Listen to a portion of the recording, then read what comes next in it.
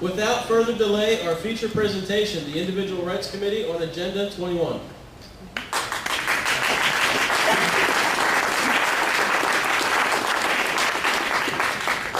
I'm going to introduce Ginny and ask that you hold all your questions till the end. There'll be a time for question and answer at the end.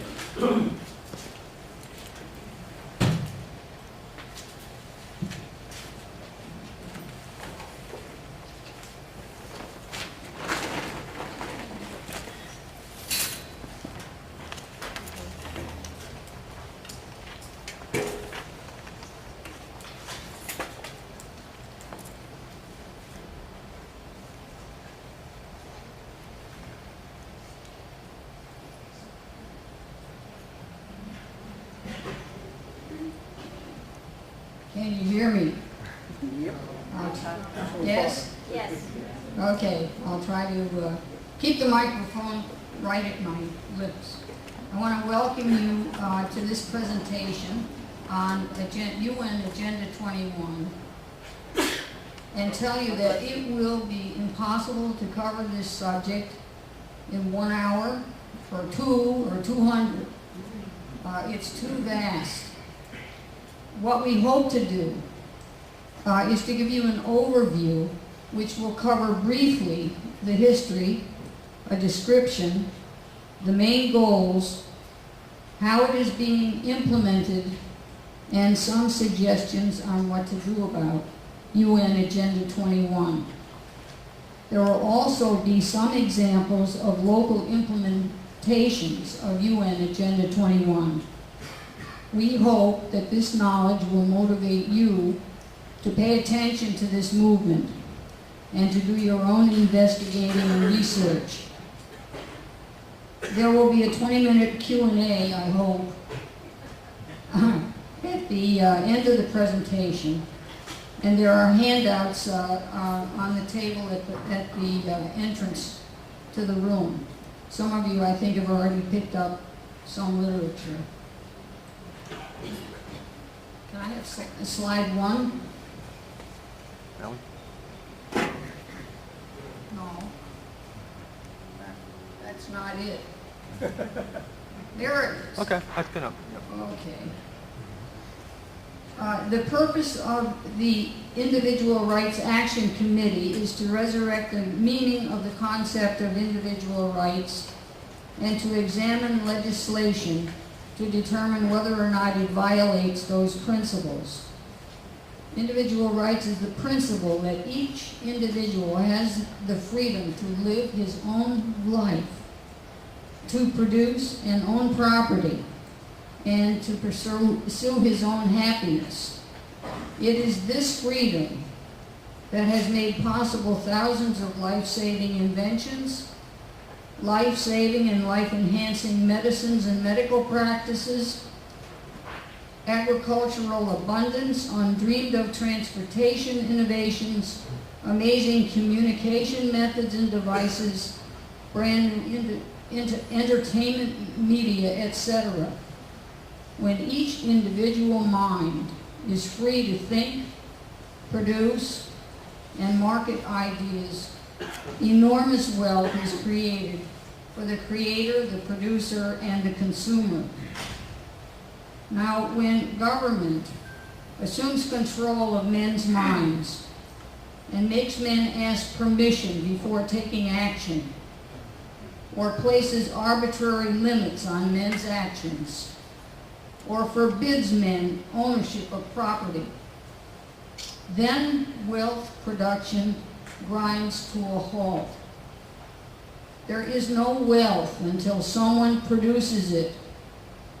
What the poor countries need is the individual freedom to produce, not redistribution of wealth which has been produced by someone else. Global control of men is the intent of UN Agenda 21. Here is a brief history of its development. Next slide. Okay. For over 100 years, the idea of a world government inspired many men Woodrow Wilson championed the League of Nations in 1919 to promote international cooperation and achieve peace. It dissolved when the Second World War broke out. Franklin Delano Roosevelt promoted a Declaration of United Nations, and on October 24th, 1945, the United Nations Charter was ratified, and it became an official organization, also advocating worldwide disarmament. In 1962, when the Cuban Missile Crisis occurred, that goal was shattered. However, also in 1962, Rachel Carson published The Silent Spring, which claimed that man is poisoning the earth. It became an instant success and launched the environmental movement. The Council on Foreign Relations and other One World advocates saw immediately that environmentalism would be an excellent rallying theme for the United Nations and world governance. Thus, UN Agenda 21 was born. Once the United Nations selected the environmental theme of sustaining the planet, interested people, government officials, and organizations and non-governmental organizations started to draft rules and regulations for UN Agenda 21. Conferences were held in the 1970s, 80s, and 90s. I guess the right one's up there. Okay. Now, there's a list, let's see, okay, I need the next one. Okay. Conferences. That was the conferences. Too fast. That was the conferences up, Jenny. Oh, was it? Yeah. Okay, can you put it back? There it is. Sorry. That's in history. That's conferences. Okay, all right, I can't see what's up there. Anyway, okay, with these conferences, I'm not gonna say every name, but these conferences resulted in an elaborate governmental structure and the definition of global governance. There you go. Okay. Quote, the framework of rules, institutions, and practices that set limits on the behavior of individuals, organizations, and companies.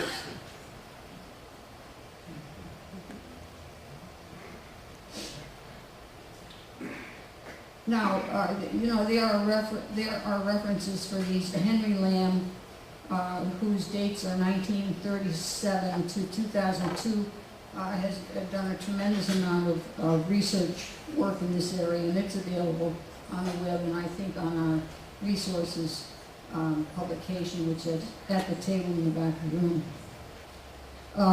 The goal of global governance is to control human beings. So how do you do that? You control a bull by putting a ring in his nose. You cage lions and tigers, and you fence in herds of sheep and cattle. However, to control humans, you must control their minds, namely their ideas, because man's ideas determine his actions. The alternative is for government to use its force via censorship, rules, regulations, fines, and imprisonment. Education of the youth has been the time-honored method to indoctrinate men's ideas. And here's a quote from Aristotle. Quote, all who have meditated on the art of governing mankind have been convinced that the fate of empires depends on the education of youth. Enter Common Core and other. So, what is Agenda 21? It is sustainable development. Next slide. Okay. Quote, development which meets the needs of the present without compromising the needs of future generations to meet their own needs. And the next slide is a quote from Marie Strong, former Undersecretary General of the United Nations. Quote, current lifestyles and consumption patterns of the affluent middle class involving high meat intake, use of fossil fuels, appliances, home and work air conditioning, and suburban housing are not sustainable. Okay? This is what you're signing on to with some of these environmental programs. Now, you have the next slide. Is a list of unsustainable human activities. Now, please picture your life without these activities as you read this list. Pay close attention. Grazing livestock, harvesting timber, population growth, synthetic drugs, farmlands, ranges, dams, reservoirs. So what do we have left?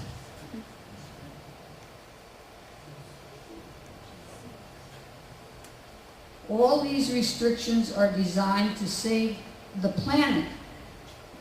But what about man? Isn't he part of the planet? And what man needs to survive? What will your life be like if these human activities are forbidden? This will put us back to feudal times or earlier. Hunter-gatherers. The planet is sacred. You can't disrupt the earth at all. Think about it. This is what you're buying into.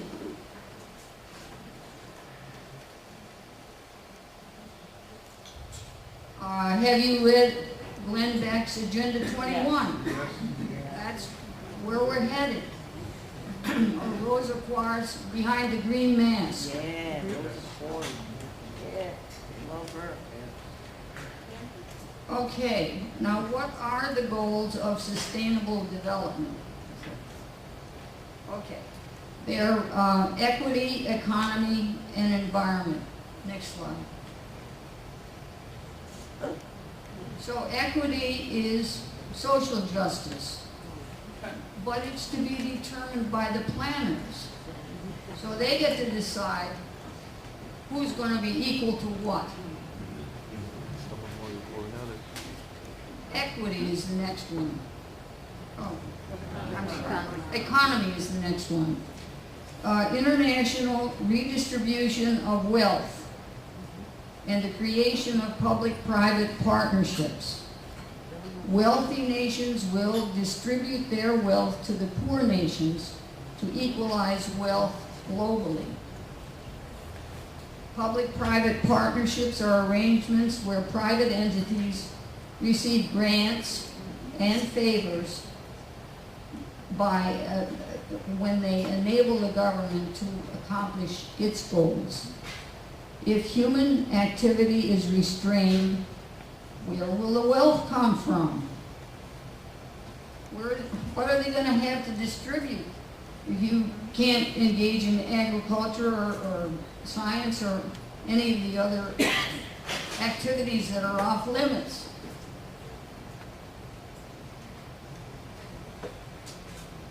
Now, the third one is the environment. Sustainable development places nature itself as the standard of the good. Man must sacrifice his needs to the needs of nature as determined by a global government, which evidently has some kind of a crystal ball that tells him what the future is going to consist of. Sustainable development will transform American society, says Al Gore. But obviously not his life. Not his life. It places nature itself as the standard of the good, not man. It's nihilistic.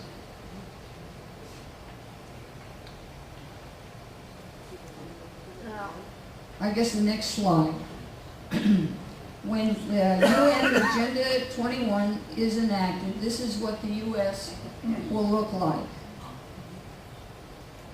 Now, the red parts are the areas where there will be little or no human use. The overall plan is for the government to own or control all the land in the U.S. That way they can control the lives and activities of all people. As you know, without property rights, no individual rights can be sustained.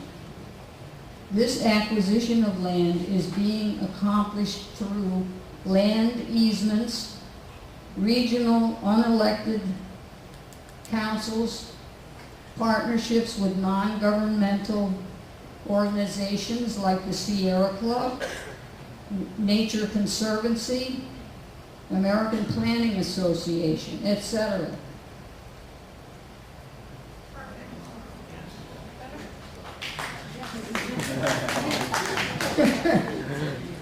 Humans will live in packed urban communities, no suburbs, What? surrounded by farmland and wildlands. Now, how will these goals be implemented?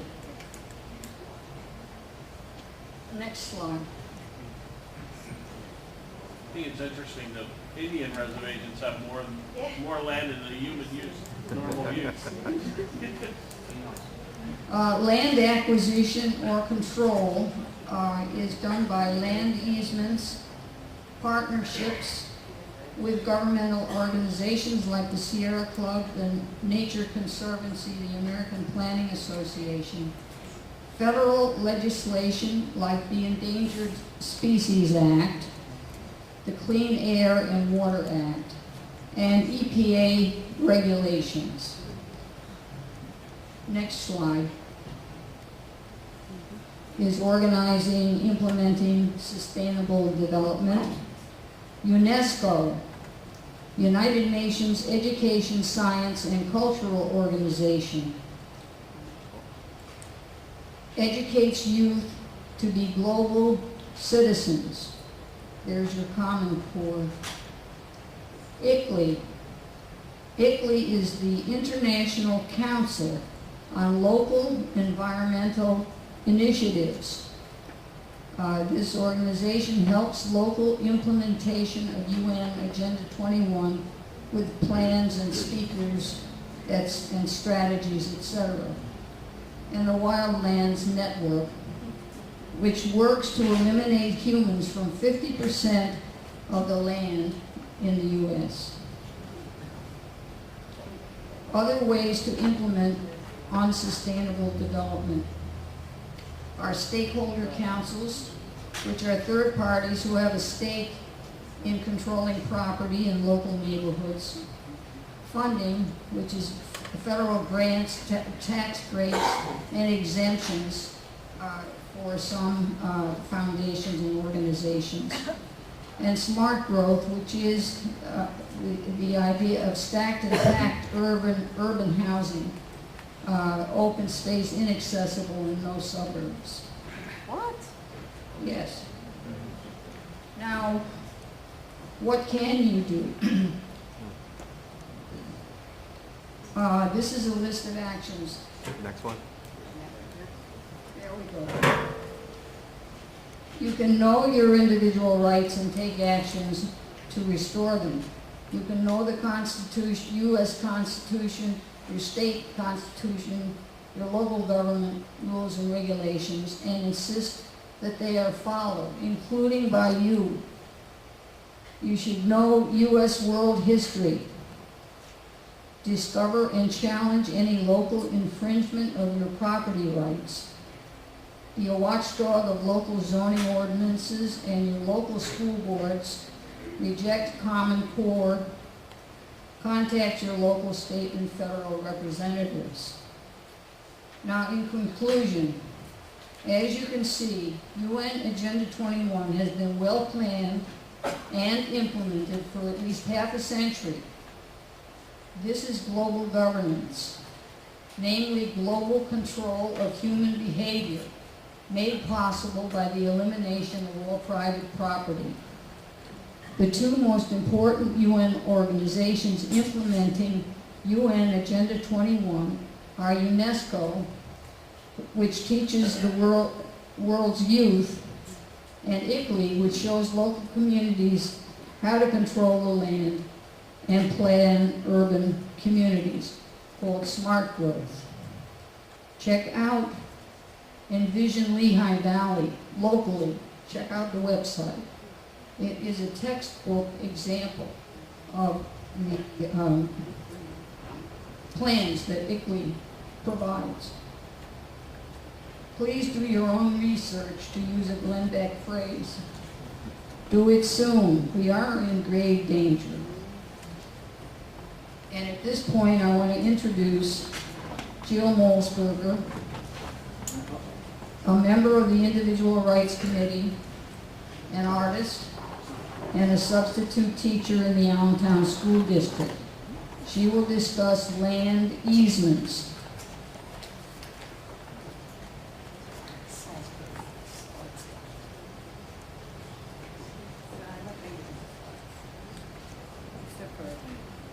You put on a nice farm scene.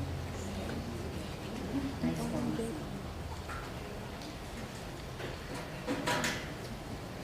I'm going to be talking about Agenda 21. I call it Agenda 21, grabbing control of the land with your tax dollars. Okay, there she is. That's the only slide I've got. So we'll be fast. Nice. Agenda 21 was adopted, as Denise said, in 1992 and reaffirmed recently. The document itself is more than 300 pages. It's a blueprint for governments to use the environment for the goal of sustainable development. The document recommends establishing agricultural planning bodies at all levels of government. Pennsylvania approved legislation over the years, generating many millions of dollars to purchase agricultural conservation easements, as well as parks and open space. A tax was levied on the sale of cigarettes to help pay for easements, and in 2003, Lehigh County voters, now I'm talking about Lehigh County, but you can bet everything you got that Northampton is doing the same thing. Yeah. Okay, so the state levied the Mike. The state levied the tax on the sale of cigarettes to help pay for easements. But in 2003, Lehigh County voters approved a $30 million bond issue for open space. $10 million of it was paid for farmland conservation easements. There's 248 Lehigh County farms comprising nearly 21,000 acres of farmland is in this program already. The Lehigh County Agricultural Conservation Land Preservation Board, which implements the rules and regulations, uses taxpayer money in exchange for farmers relinquishing their private property rights. A farmer voluntarily applies, but he is most likely under financial duress. Once the land is accepted, neither he nor any of his heirs or anyone he would sell the land to can or, you know, if someone buys the land in the future, they may not sell the land to developers. The easement stays with the deed forever. So the land loses its value, but the land around that land gains value. The government is interfering with the laws of supply and demand Yes. by using your tax dollars. Yup. Taxpayer. Yep. So if you want some country land in Lehigh County, you'll be competing with your own tax dollars. Wow. Every year, after the easement is sold, the Lehigh County Agricultural Conservation Land Preservation Board inspects the farm after giving just 10 days notice. It makes certain the farmer is complying with the rules of the easement. The easement agreement, including the application and information, including the rules and regulations therein, is 68 pages long. The rules are vague and difficult to measure. For example, activities on the farm are subject to review. Also, part-time and off-season enterprises or activities are subject to review. The farmer is permitted to sell items directly to the public, but 50% of what is sold must have been produced by the farmer himself. Farm structures have to be used only for products produced on the farm. So what if he has a couple horses and he doesn't grow oats or hay? Where does he keep his horses' feed? What if he keeps some cars or old trucks that he works on in the winter? Can he do that? He'd have to run that by the board. Co-op.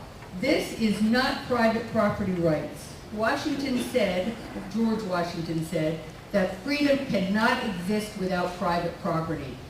It's difficult to judge the compliance with this document, but at the end of the document, it says that the board reserves the right to review on a case-by-case basis. These board members might be good and decent people, but with such a flawed document, there's no way to tell what could happen in the future. Rules and regulations are subject to interpretation, and the people on boards change. Therefore, the meaning, interpretation, and application may allow the government to grab too much power. But that's the goal of Agenda 21. So that is very scary stuff. So now I'd like to, who am I, we said I was supposed to do Tom. Yeah, that's fine. Introduce Tom. Yeah, and then I'll do three. Okay. So Tom's going to also speak about the environmental issues.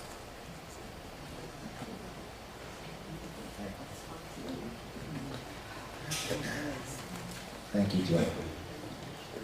I'm going to talk a little bit more about the environmental issues. The proponents of Agenda 21 claim that their goal is to save the planet from man-made harm by encouraging everyone to live sustainable lives. We believe, however, the real purpose is to give power to a central global government in order to control human activity by placing the rights of the environment and of the collective above that of the individual. Wow. Sustainable development forces people out of the suburbs and into cities through implementation of excessive environmental regulations. It is very difficult to stop these efforts because the regulations are not legislated by our elected representatives, but are mandated by unaccountable bureaucrats in federal and state agencies who use Agenda 21 guidelines. Wow. In a local example of this, that's pictured up there, the Lehigh River Stocking Association, which I'm a member of, is trying to help reopen the 100-year-old Chris Pines Trout Hatchery in Lehigh, Pennsylvania. The property was purchased by the Cressley family in 2011, and they renamed it the Firefly Hatchery. Around this same time, the Lehigh River Stocking Association wanted to start a cooperative trout hatchery So at the suggestion of the Pennsylvania Fish and Boat Commission, the three parties got together to begin the project. The problem started when Pennsylvania Department of Environmental Protection stepped in to perform the required water quality testing mandated for all aquaculture projects. The hatchery water source, the Sawmill Creek, was designated exceptional value, which requires that all activities cease that could degrade the water quality, including a hatchery. The question is, where does the DEP mandate come from? Well, as was stated before, the Department of Environmental Protection was established in 1995, just after the 1992 United Nations Agenda 21 document was signed. The language used by both organizations is very similar. In Agenda 21, Section 1410B, it states, to undertake surveys to establish baseline information on the status of natural resources, like the Sawmill Creek, in order to assess the impact of various uses of these resources. And it calls for urgent action to reverse the effects of unsustainable human activities. And what do they consider unsustainable human activities? Jenny said it, the list is long and includes just about every aspect of modern life, including aquaculture like the firefly hatchery. And how do they reverse the effects of unsustainable human activity? It's reversed in two ways. First, they use, politically, they use regulations, and socially through pressure from non-governmental organizations like Trout Unlimited and the Sierra Club. Yeah, Trout Unlimited ran all the testing for the EPA on this project. So they're kind of working together. Now remember, Agenda 21 places the rights of the environment above human rights. We, however, define rights as freedom of action for individual human beings. And these two philosophies are incompatible. Now how are we fighting this? The Lehigh River Stocking Association has had several meetings with Carbon County Representative Doyle Heffley, who's pictured up here, who has been placing pressure on the appointed bureaucrats in the DEP and Pennsylvania Fish and Boat by introducing House Bill 798 to reduce the terms of the commissioners from 8 years to 4 years in an effort to promote more responsiveness to situations like ours. Also, in an effort to garner public support, we have presented our project at the Lehighton Tea Party and now at this meeting. Finally, we have discussed with the Cressleys the option of placing fish in the hatchery without permits and dealing with the consequences through the courts if necessary. So how can you stop private property rights violations from occurring? Right now, I'm going to ask you, I have a petition that says, we, the undersigned Lehigh Valley Tea Party members, support the Firefly Hatchery Project in Carbon County and House Bill 798. We support individual rights and limited government, and we are against excessive regulations like those in the United Nations Agenda 21.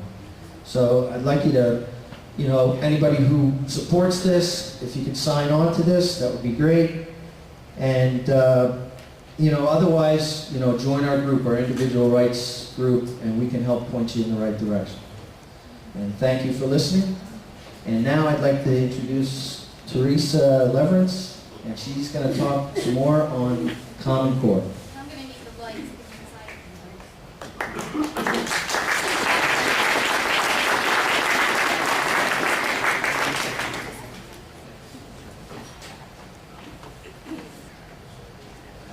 Hello. You're going to have to forgive me. I'm a newcomer to this whole thing. And, sorry. I do this for a living, but you've exceeded my classroom capacity by law, so I'm going to be nervous. And I can't hold a candle to Janice and her knowledge, so I'm going to do the best I can, and you feel free to correct me. I can't read off script like you can. Okay. As an educator who's been in the public school system more than half my adult life, you get accustomed to seeing changes come and go in the profession. They typically occur almost after every major election cycle. Little did I know, though, that after the historic campaign of 2008 and the promise to fundamentally transform the United States of America, that I would become an unwitting co-conspirator in the United Nations agenda for the 21st century. Another less memorable speech was also delivered that year. It took place in front of the United Nations. Then candidate Barack Obama called for the United States' responsibility in creating a global fund for education. He proclaimed that in order to realize the world's commitment to ensuring a quality education for all the world's children by 2015, important innovations and reforms would be needed in the governance and financing of a global education. To quote the would-be president, a new architecture of global cooperation would be needed to fund the $7 billion annual price tag. The American Recovery and Reinvestment Act was signed in February of 2009. This was the United States' commitment to that goal. 1 month later, states were under intense pressure to sign on to the Common Core state standards to win, in time to win Race to the Top money, or to receive No Child Left Behind waivers. The consensus was that the states faced fiscal and economic doom, and the stimulus bill would be their lifeline. That's when they bit the proverbial apple. States were nothing less than coerced into adopting the Common Core. The test aligned to them, the evaluation methods of teachers, administrators, districts, and states based, in large part, on students' performance on tests. The whole process seems to boil down to nothing more than a high-stakes enforcement program, a far more insidiously orchestrated plot than the ever-so-popular healthcare reform bill. The United Nations Educational, Scientific, and Cultural Organization, known as UNESCO, its program called Education for All, and the Common Core standards, now adopted by 45 states in the District of Columbia, seek to educate children and adults with a set of learning goals that can be measured and achieved globally, ensuring all students are college and career ready. Both agendas supersede local control over what's taught to students, and both dismiss the supremacy of the United States Constitution. A national curriculum for English and mathematics has now been adopted despite the fact that the General Education Provisions Act, the Department of Ed Organization Act, and the Elementary and Secondary Education Act all protect states against such intrusion by the United States Department of Ed.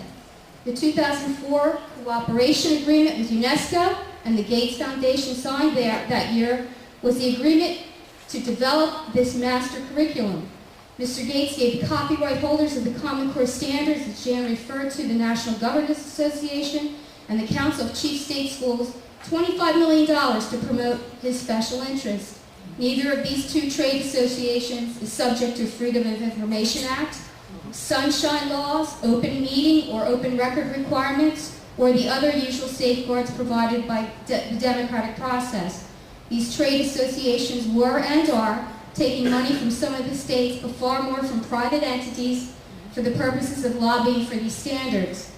Former Texas State Commissioner of Ed, Robert Scott, stated for the record that he was urged to adopt the Common Core standards before they were written. You can be sure he's not alone. It seems dishonest to me to perpetuate the idea that the standards were developed by states and voluntarily adopted. David Coleman is hailed as the real architect of the core standards, also happens to be president of the College Board, who owns the SATs and the ACT tests. Wow. Mr. Coleman's latest initiative, Student Achievement Partners, an organization whose lead funder is the GE Foundation, is the place to go for talking points when there is a need to quote reform by dissenters like myself. I actually received letters with official letterhead and can almost read them verbatim before I even open them. A couple props there. I don't have slides. I'm really good at them, but I don't have them. Those talking points come in especially handy when it comes to explaining to parents the state longitudinal data systems that will collect psychometric and biometric data on children from infancy to infinity. Oh, no. Some of the over 400 data points to be mined can include DNA samples, iris and fingerprint recognition, behavioral, behavioral history, and, irrelevant little things like a student's or teacher's political or religious affiliations. All this information is to be streamlined in an interoperable national data collection model stored in some cumulus nimbus Microsoft cloud and trusted only to authorized representatives. The Family Education Rights Privacy Act, FERPA, they've already been altered by President Obama to define the terms and the people who will have access to this at one time private information. In a post entitled Why I Cannot Support the Common Core Standards, educational policy analyst and New York University professor Diane Ravitch wrote that the standards are, quote, being imposed on the children of this nation despite the fact that no one has any idea of how they will affect our students, teachers, or schools. The creation was neither grassroots nor did it emanate from the states. Common Core implementation will force a universal, experimental agenda on American children. It will rob parents of their fundamental right to teach their children their own core values of social justice and good citizenship. In my opinion, adoption of the Common Core standards represents a private-public partnership of the most despicable order, an educational power grab of our nation's children that amounts to nothing more than political coercion. As a public high school teacher, I see firsthand how good teachers and administrators are unknowingly perpetuating the tenets of the New World Order and being sadly driven by test results. Call me radical, old-fashioned, but I don't believe one can redistribute intellectual integrity. This is not change we should believe in. It's far more important to me to sustain our federal and state constitutional Bill of Rights than pretending to be teaching some credible curriculum. Therefore, to the best of my ability, I won't be promoting grit, tenacity, and perseverance in your children nor assessing it. I think that's still your job.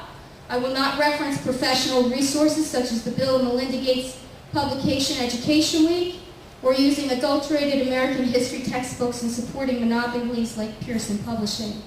I will filter my use of potentially propagandized discovery videos that promote an ideological agenda that I find unpatriotic and scientifically unsound. Nor would I be signing my grandchildren up for a discovery education STEM camp. I'd like to give you your homework assignment this evening, if I may. Please question everything. Contact your school board members, your superintendents, and state legislators. There is resistance growing across the nation at all levels. We have to stop the federalization and globalization of the American education system. We need to protect the reserve power of our states. Your assignment will be graded, but not by this teacher. It alone may determine the legacy we leave for generations to come. Thank you.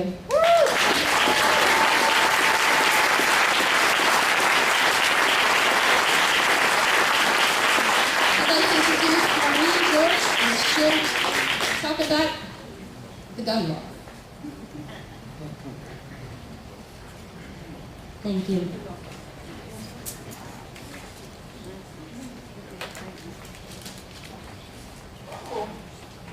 The goal of Agenda 21 is to make all countries equal in all aspects, to bring the strong nations down to the level of the weak.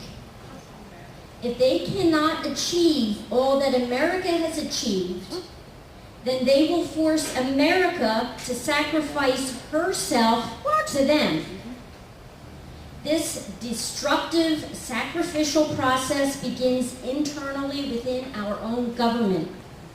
The first step they take is to disarm us. Remember this. The communist government in Russia ordered citizens to first register all firearms. 6 months later, they were ordered to surrender all firearms and ammunition. The rest is history. The UN's plan is to have a global society. In order to have this, they must disarm us. I personally will never surrender my firearms to my country or any other country.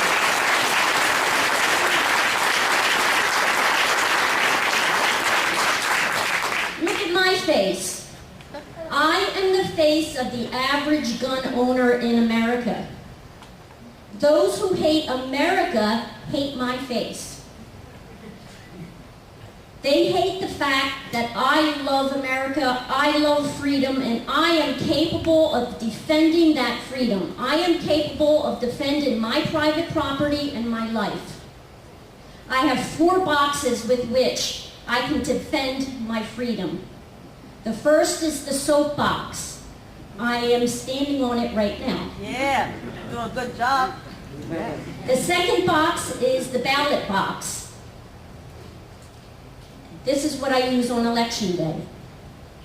And by the way, bad politicians are sent to Washington by good people who don't vote. The third box is the jury box in the courtroom. I use it when I am called for jury duty.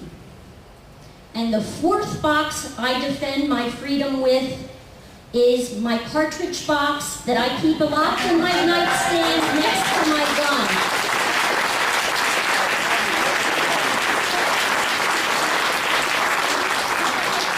All nations are not equal. Thank you. America is morally the greatest for a reason. And that reason is because we protect the individual rights of every person in this country. This right of the individual must be protected, defended, and most importantly, handed down to the next generations. Are you willing to sacrifice your individual rights? I'm not. Hell no. No. Freedom is an all or nothing deal. Agenda 21 wants us to have nothing. I am going to fight to have it all. I am the average face. I am the face of the average gun owner in America. I do not want to face my grandchildren one day and explain to them why liberty died in America. In conclusion, joining an action committee such as the Individual Rights Action Committee or the Lehigh Valley Tea Party Second Amendment Group is the first step you can take to fight Agenda 21. Thank you.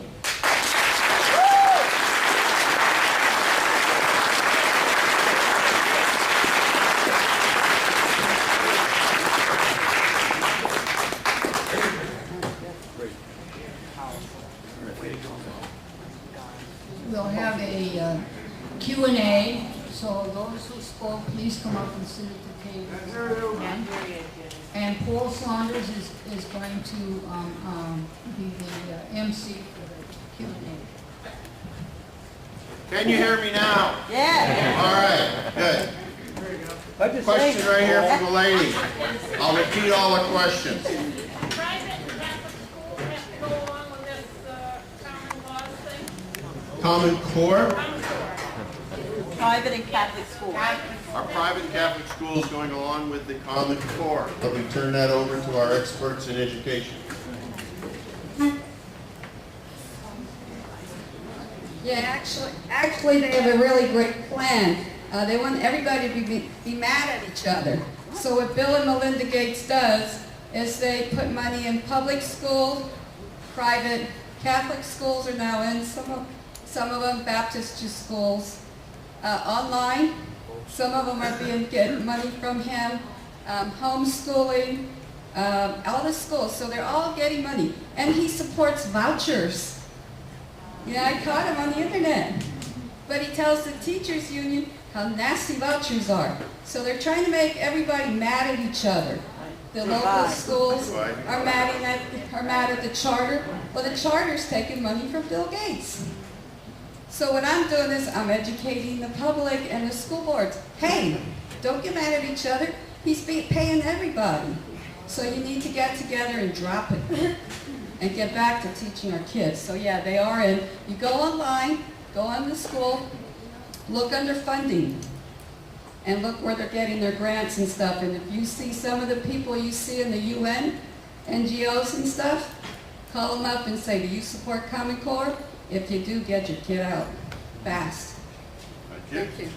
Okay, gentleman right here. Oh, do you want to add something?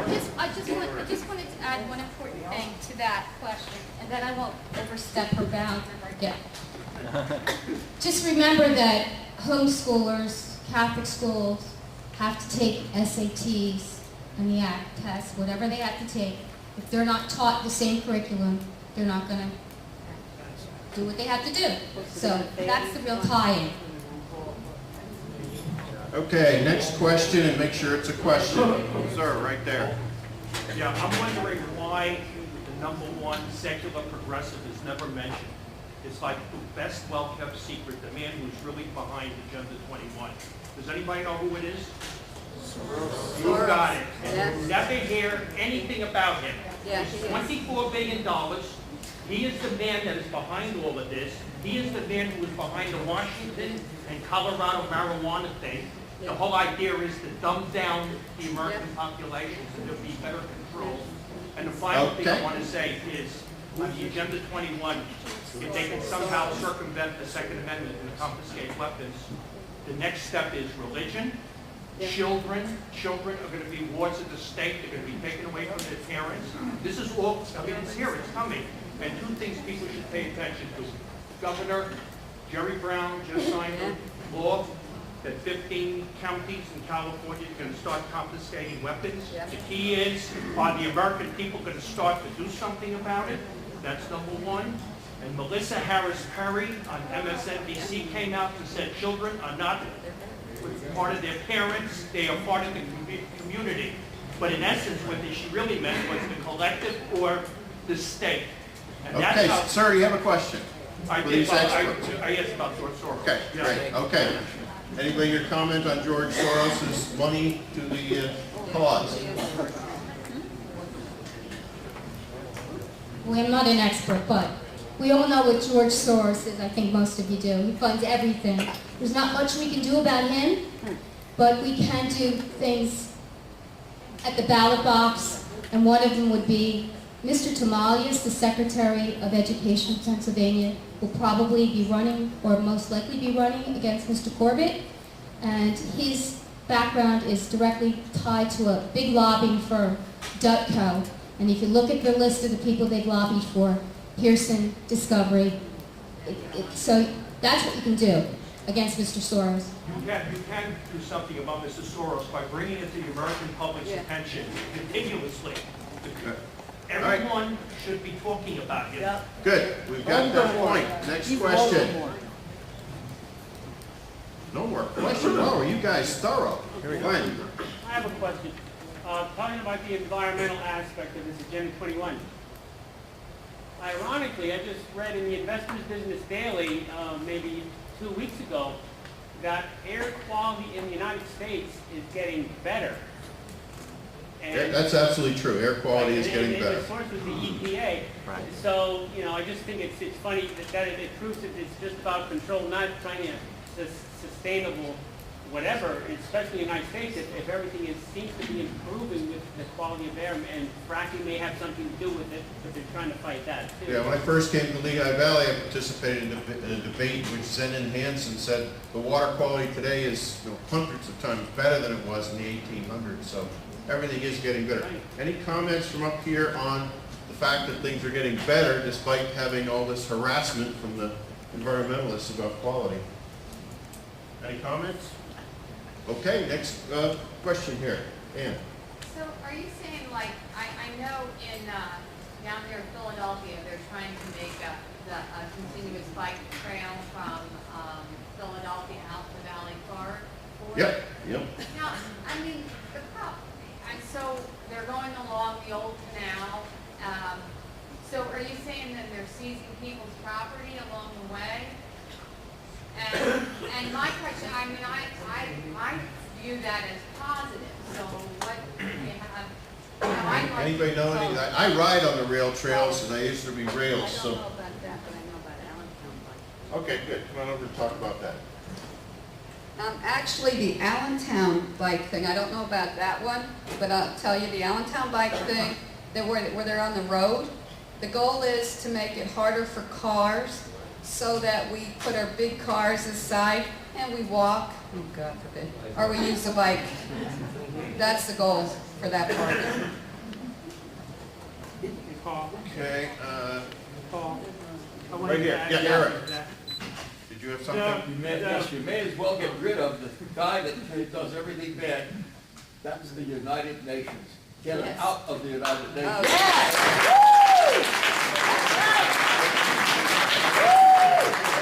Eric, did you have something to add here? I wanted to add something to the bike paths and stuff like that. You'll be surprised to be aware that they do not have to do any environmental studies.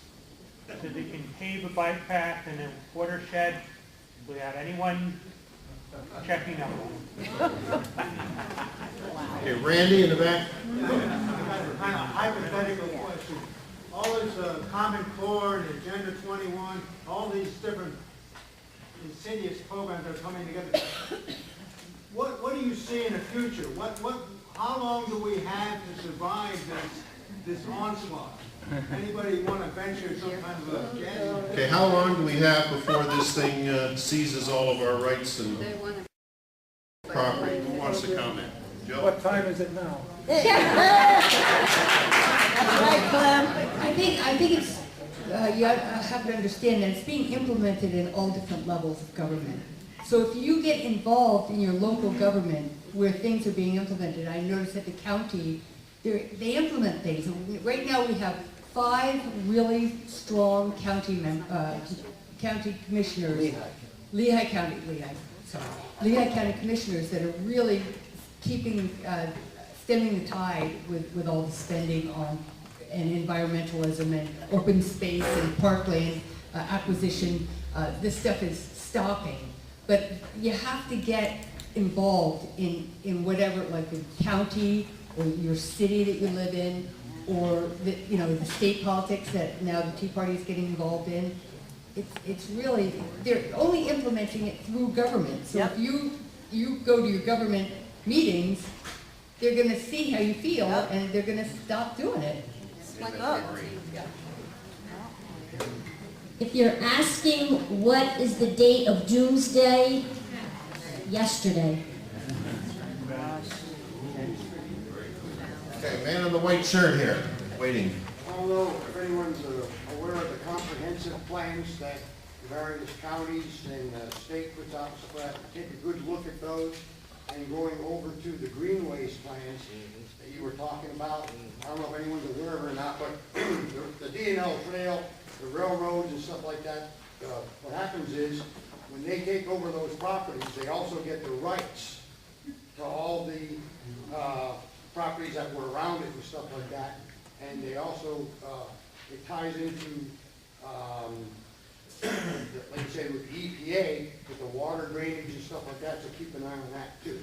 That all ties in, and a lot of it is your comprehensive plans. Each Berlin Township has one, and what they're doing with Agenda 21 is trying to take all these comprehensive plans and put them into one big group.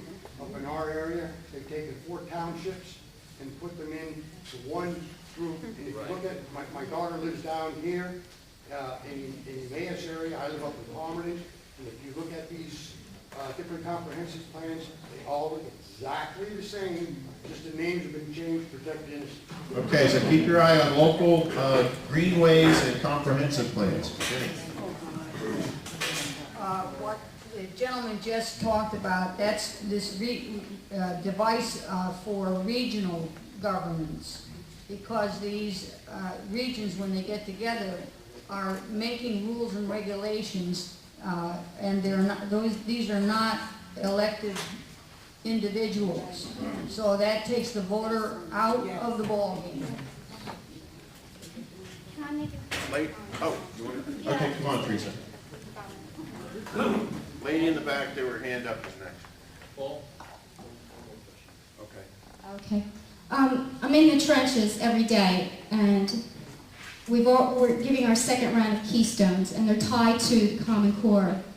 Teachers, if you took a poll of the teachers and administrators in your school districts, they have no clue. They have no clue where this has come from. They truly are innocent, for the most part. It's not they're buying textbooks that have already been tampered with. There are already things that aren't accurate in them. You have to be careful. Now you have to be on your school board's questioning.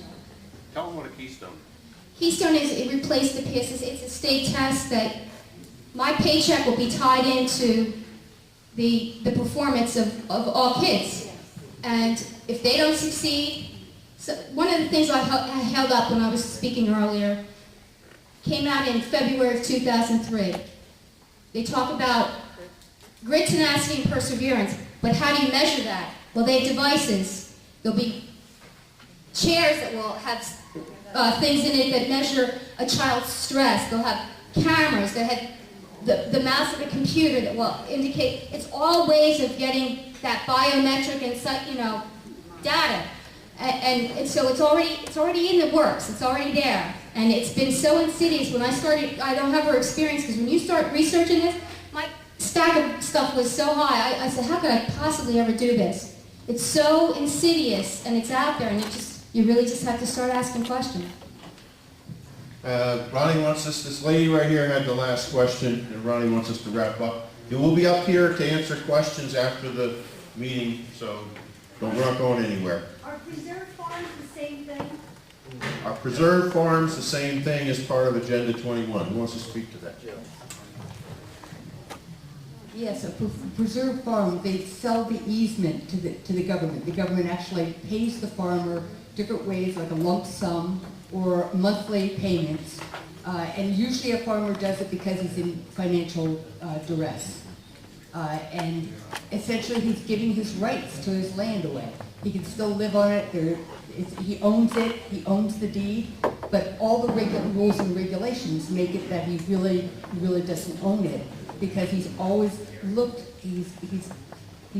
they're checking out on him every year to make sure that he's complying with all the regulations, of which there are many. Ronnie, did you... I just want to introduce everybody. There were people asking who is it and what. Oh, who's who? Yeah. Okay, Teresa? My name is Teresa Leverance, and I'm a high school teacher. I teach special education. Yeah, I'm Tom Jory. I'm a dentist in North Catasauqua. I'm Jill Martin Malsberger, and I'm a substitute teacher in the elementary.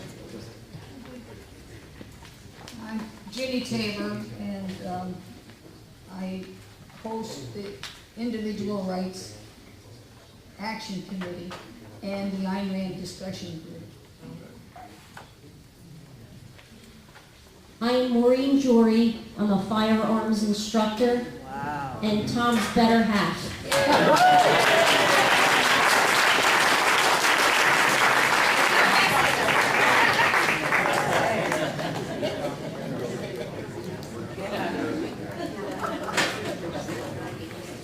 Give a round of applause for our individual rights committee. They did a fantastic job. Just a few more points of business, if you'll hang with me for 5 more minutes, and feel free while we're folding up the chairs to come up and talk to these folks. They put a lot of information together, and they really want to